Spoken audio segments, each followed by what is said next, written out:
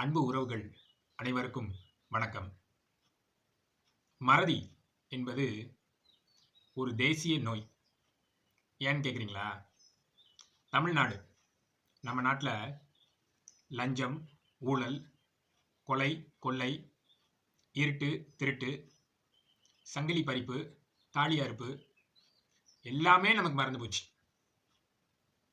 கள்ளச்சாராயம், அரசு நல்ல சாராயம், கஞ்சா, போதை, ரவுடித்தனம், சாதிய இழிவு, தீண்டாமை, அடக்குமுறை, ஒடுக்குமுறை, வேங்கை வயல் குடிநீர் தொட்டியில் மலம் கரைத்த சம்பவம் எல்லாமே நமக்கு மறந்து போச்சு. பாலியல் வன்கொடுமை அதுவும் மறந்து போச்சா? அதாவது பெண்கள், சிறுமிகள், சின்ன குழந்தைகள், சின்னஞ்சிட்டுகள், பிஞ்சுகள், அவங்களுக்கு பாலியல் வன்முறை, பாலியல் வன்கொடுமை. பொள்ளாச்சி கூட்டு பாலியல் வன்கொடுமை. அண்ணா யூனிவர்சிட்டி சென்னை, அங்க பாலியல் வன்கொடுமை.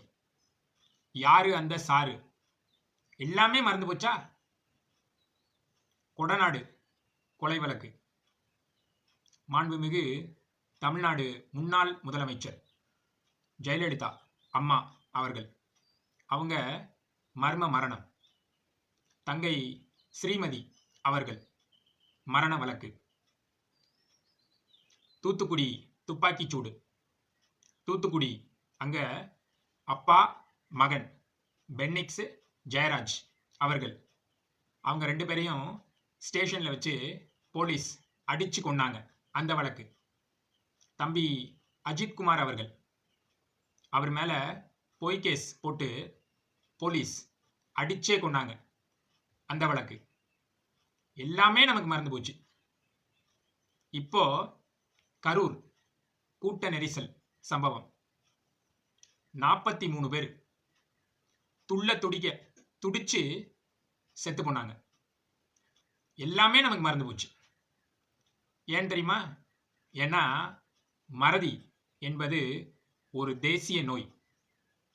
இன்னும் தெளிவா சொன்னா, மறதி என்பது ஒரு தமிழ் தேசிய நோய். உறுதியாக, நிச்சயமாக, சத்தியமாக அண்ணா மீது ஆணையாக. போதுமா? மத்ததான் அவங்க பாத்துப்பாங்க. நமது சின்னம் விவசாயி. போட்டு பாருங்க ஓட்ட, அப்புறம் பாருங்க நாட்டை.